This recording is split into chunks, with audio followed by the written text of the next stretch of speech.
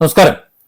Yadu mayor വിഷയം നടന്നിട്ട് 2.5 മാസം കഴിഞ്ഞു. ഏകദേശം 3 മാസത്തോട് അടുക്കുന്നു. ഈ 27-ാം തീയതി ആവുമ്പോൾ ഏകദേശം 10 ദിവസം കൂടി കഴിയുമ്പോൾ 3 മാസമാകുകയാണ്. 3 മാസമായി യദു എന്ന ചെറുപ്പക്കാരൻ ജോലിയില്ലാതെ, വരുമാനമില്ലാതെ വീട്ടിലാണ്. നമ്മുടെ മുഖ്യമന്ത്രി ശ്രീ പിണറായി വിജയന്റെയും അതുപോലെ ഗതാഗത വകുപ്പ് മന്ത്രി കെ ബി ഗണേഷ് കുമാറിന്റെയും ഇപ്പോഴത്തെ താരമായിട്ടുള്ള മേയർ ആര്യയുടെയും അതേപോലെ സച്ചിൻ ദേവ് MLA ഒക്കെ സംഭാവനയാണ് ഈ ഒരു ദുരവസ്ഥ എന്ന് പറയാതിരിക്കാൻ വയ്യ. അതോടൊപ്പം നമ്മുടെ പോലീസ് മേധാവികൾ, മറ്റു വിജിലൻസ് അന്വേഷകർ ഒക്കെ അതിൽ തുല്യ പങ്കാളിത്തം വഹിക്കുന്നുണ്ട്. അതായത് ഒരു സാധാരണക്കാരനെ, തെറ്റ് ചെയ്യാത്ത ഒരു വ്യക്തിയെ ഏതൊക്കെ രീതിയിൽ അവമതിക്കാം, ഏതൊക്കെ രീതിയിൽ അപമാനിക്കാം, ഏതൊക്കെ രീതിയിൽ കഷ്ടപ്പെടുത്താം, എങ്ങനെ പട്ടിണിക്കിടാം, എങ്ങനെ കള്ളക്കേസിൽ കുടുക്കി ജയിലിലടയ്ക്കാൻ ശ്രമിക്കാം എന്നതിന്റെ ഒക്കെ ഒരു ഉദാഹരണമായി സാധാരണക്കാരുടെ പ്രതിനിധിയായി ഇത് മാറിക്കൊണ്ടിരിക്കുകയാണ്. അതുകൊണ്ട് തന്നെ യദു എന്ന ചെറുപ്പക്കാരന് നേരെ ഭരണകൂടം ചെയ്യുന്ന ഈ അനീതിക്കെതിരെ ബഹുജന പ്രക്ഷോഭം ഉണ്ടായി വരുന്നു. കേരളത്തിന്റെ പല ഭാഗങ്ങളിലും ആദ്യം കുര്യൻ എന്ന ഒരു വയോവൃദ്ധൻ, അദ്ദേഹം എറണാകുളത്ത് ഹൈക്കോടതി ജംഗ്ഷനിൽ തുടങ്ങി വെച്ചു. പിന്നെ ഷാജു എന്ന ഒരു സാധാരണക്കാരൻ, ഒരു ആശാരി, അദ്ദേഹം തന്റെ സഹോദരനാണ്, തന്റെ കൂടപ്പുറപ്പാണ് യദു എന്ന് നെഞ്ചേറ്റിക്കൊണ്ട് ചെർപ്പളശ്ശേരിയിൽ അദ്ദേഹത്തിന് ഐക്യദാർഢ്യം കൊടുത്തു. പിന്നീട് പാലക്കാട്ടും പെരുമ്പാവൂരും ഒക്കെ അത് കണ്ടു. കൂട്ടമായി ധാരാളം പേർ സമരമുഖത്തേക്ക് എത്തുന്നതാണ് കണ്ടത്. ഇന്ന് തൃശൂർ ശക്തൻ ബസ് സ്റ്റാൻഡിലും ചാലക്കുടിയിലും പ്രതിഷേധ ഐക്യദാർഢ്യം നടന്നു. ഒന്ന് ആലോചിച്ച് നോക്കൂ. ഇതൊന്നും ഏതെങ്കിലും രാഷ്ട്രീയ കക്ഷിയുടെ ഭാഗമല്ല. സാധാരണക്കാർ തീരുമാനിച്ചു കഴിഞ്ഞു.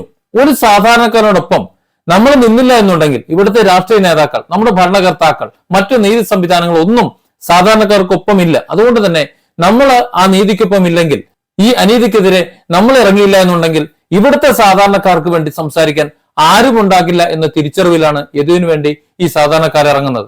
സാധാരണക്കാരിൽ സാധാരണക്കാരുടെ നിശബ്ദ പോരാട്ടം, നിശബ്ദ പ്രതിഷേധം, നിശബ്ദ ഐക്യദാർഢ്യം.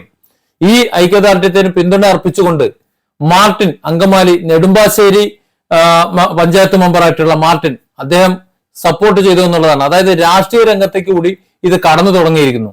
അതായത് ഏതെങ്കിലും കക്ഷി രാഷ്ട്രീയത്തിന്റെ ഭാഗമായിട്ടല്ല ഈ സമരങ്ങളും ഈ പ്രതിഷേധങ്ങളും നടക്കുന്നത്. ആരെയും ബുദ്ധിമുട്ടിച്ചിട്ടല്ല, ഒരു ഗതാഗത സംവിധാനം തടസ്സപ്പെടുത്തിയിട്ടല്ല, ആരുടെയും പീടികകൾ കയ്യേറിയിട്ടല്ല. പക്ഷെ എല്ലാവരും ഹൃദയം കൊണ്ട് സപ്പോർട്ട് ചെയ്യുന്നു. അത് മാത്രമല്ല, ഇവർ സമരത്ത് നിൽക്കുന്ന, പ്ലക്കാർഡ് പിടിച്ചുകൊണ്ട് നിൽക്കുന്ന, സമരം ചെയ്യുന്ന സന്ദർഭങ്ങളിൽ ആ പരിസരത്ത് പോകുന്നവരൊക്കെ യദുവിന് ഐക്യദാർഢ്യം പ്രഖ്യാപിച്ചുകൊണ്ട് അവരോടൊപ്പം ചേർന്ന് നിൽക്കുന്നു. അവരുടെ കയ്യിലുള്ള പ്ലക്കാർഡും അതുപോലെ മറ്റ് ലേഖകളും ഒക്കെ പിടിച്ചുകൊണ്ട് അവർ നിൽക്കുന്നു. അതായത് കേരളം ഏറ്റെടുത്തു കഴിഞ്ഞു ഈ വിഷയം. ഇത് മനസ്സിലാക്കാത്തത് കേരളത്തിലെ മന്ത്രിമാർക്കും അതുപോലെ മറ്റ് ജനപ്രതിനിധികൾക്കും ഉത്തരവാദിത്തപ്പെട്ടവർക്കും മാത്രമാണ് എന്നാണ് നമ്മളിവിടെ മനസ്സിലാക്കേണ്ടത്. ഇന്ന് തൃശ്ശൂരിലും അതുപോലെ ചാലക്കുടിയിലും നടന്ന പ്രതിഷേധ ഐക്യദാർഢ്യത്തിൽ Nedumbassery panchayat member Martin, Joy Angamaly, NC Kurian, Vaikom Sasivarma, Narayanan, Ambika, Radha, Shajida, Shaju, Hariharan, ഇങ്ങനെ ഒട്ടേറെ പേരാണ് പങ്കെടുത്തത്. ഒന്ന് ആലോചിച്ച് നോക്കൂ. ഇവർക്കൊക്കെ കുടുംബമുണ്ട്, അവർക്കൊക്കെ കുട്ടികളുണ്ട്, അവർക്കൊക്കെ പേരക്കുട്ടികളുണ്ട്, അതുപോലെ സമൂഹത്തിൽ വിവിധ ഭാഗങ്ങളിൽ സാധാരണക്കാരും അല്ലാത്തവരുമായിട്ടുള്ളവരുണ്ട്. ഇവരൊക്കെ എന്തിനു വേണ്ടിയിട്ടാണ് ഈ യദുവിന്റെ പിന്നാലെ ഇറങ്ങുന്നത്? സാധാരണ ഒരു രാഷ്ട്രീയ കക്ഷിക്കും കിട്ടാത്തൊരു പിന്തുണയാണ് യദുവിന്റെ നീതി നിഷേധത്തിനെതിരെയുള്ള പോരാട്ടത്തിൽ കണ്ടുവരുന്നത്. ആ പിന്തുണയിൽ പ്രത്യേകിച്ച് രാഷ്ട്രീയമില്ല. ഇത് നമ്മുടെ ഭരണകർത്താക്കൾ തിരിച്ചറിയണം. നമ്മുടെ ഭരണകർത്താക്കൾക്ക് ഇത് തിരിച്ചറിയാൻ കഴിഞ്ഞില്ല എന്നുണ്ടെങ്കിൽ അതിന്റെ ആപത്തും അവർക്ക് തന്നെയാണ്. നമ്മൾ ഒന്നേ പറയുന്നുള്ളൂ, യദു എന്ന ചെറുപ്പക്കാരൻ, അയാൾ തെറ്റ് ചെയ്തിട്ടില്ല. തെറ്റ് ചെയ്തിട്ടുണ്ടെന്ന് നിങ്ങൾക്ക് തെളിയിക്കാൻ കഴിഞ്ഞിട്ടില്ല. തെറ്റ് ചെയ്തിട്ടില്ല എന്ന് നിങ്ങൾക്ക് ഉറപ്പുള്ളത് കൊണ്ടാണ് പോലീസോ അല്ലെങ്കിൽ നിങ്ങളുടെ പാർട്ടി അണികളോ ചേർന്നുകൊണ്ട് ആ മെമ്മറി കാർഡ് ലോസാക്കിയത്, മെമ്മറി കാർഡ് നഷ്ടപ്പെട്ടത് അല്ലെങ്കിൽ നഷ്ടപ്പെടുത്തിയത്, അടിച്ചു മാറ്റിയത്, മോഷ്ടിച്ചത്. ആ കാർഡിൽ ഉണ്ടായിരുന്നു മേയർ എങ്ങനെയാണ് വാഹനം ഓടിച്ചത് എന്ന്. ആ കാർഡിൽ ഉണ്ടായിരുന്നു മേയറുടെ വാഹനം എവിടെയാണ് നിർത്തിയത് എന്നുള്ളത്.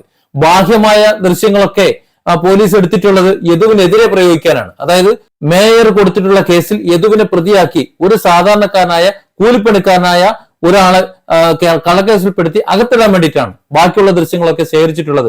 എന്നാൽ സത്യമായ ദൃശ്യങ്ങൾ ബസ്സിനുള്ളിലെ മെമ്മറി കാർഡിൽ ഉണ്ടായിരുന്നു. അതാകട്ടെ നിങ്ങൾ മോഷ്ടിച്ചെടുത്തു. അപ്പോൾ സ്വാഭാവികമായും ഈ സാധാരണക്കാരനായ യദു എന്ന ചെറുപ്പക്കാരന് വേണ്ടി ഇവിടുത്തെ പാവങ്ങൾ പുറത്തിറങ്ങേണ്ടി വരും, അവർ സംസാരിക്കേണ്ടി വരും. പക്ഷെ അവർക്ക് നിങ്ങളെപ്പോലെ ഒച്ചയെടുത്ത് പരിചയമില്ലാത്തത് കൊണ്ട്, വലിയ ഇൻകിലാബ് വിളിച്ച് പരിചയമില്ലാത്തത് കൊണ്ട് അതിനെതിരെ പ്രതിഷേധിക്കാൻ, പ്രതികരിക്കാൻ അവർ മൗനമായി രംഗത്തിറങ്ങുന്നു. ഓരോ അങ്ങാടിയിലും പ്ലക്കാർഡും പിടിച്ചുകൊണ്ട് യദുവിന് ഐക്യദാർഢ്യം കൊടുക്കുന്നു. ഇതിനെയാണ് നിങ്ങൾ പേടിക്കേണ്ടത്. കാരണം കേരളത്തിലെ ജനഹൃദയങ്ങളിൽ മുഴുവൻ യദു എന്ന ചെറുപ്പക്കാരൻ ഇവിടുത്തെ സാധാരണക്കാരന്റെ പ്രതീകമായി നിലകൊണ്ട് തുടങ്ങിയിട്ടുണ്ടെങ്കിൽ നിങ്ങൾ സൂക്ഷിക്കണം. നിങ്ങൾ ഇതുവരെ കാണിച്ചിട്ടുള്ള രാഷ്ട്രീയ പേക്കൊത്തുകൾ, രാഷ്ട്രീയ നാടകങ്ങൾ, അതിനെയൊക്കെ മറികടന്നുകൊണ്ട് ഈ ജനക്കൂട്ടം നിങ്ങളെ ഭരിക്കുന്ന ഒരു കാലം വരും. അതിലേക്കാണ് ഈ പോക്ക് എന്ന് പറയുന്നത്. അതുകൊണ്ട് നിങ്ങൾ നീതി നിഷേധമല്ല ചെയ്യേണ്ടത്, നീതിയാണ് ചെയ്യേണ്ടത്. തെറ്റ് ചെയ്തത് ആരായാലും അത് തെറ്റാണെന്ന് പറയാനുള്ള ആർജവം വേണം. മന്ത്രി കെ പി ഗണേഷ്കുമാർ കാണിക്കുന്നത് ഇരട്ടത്താപ്പാണ്. അദ്ദേഹത്തിന് അറിയാം കൃത്യമായി എവിടെയാണ് തെറ്റ്, എവിടെയാണ് ശരി എന്നുള്ളത്.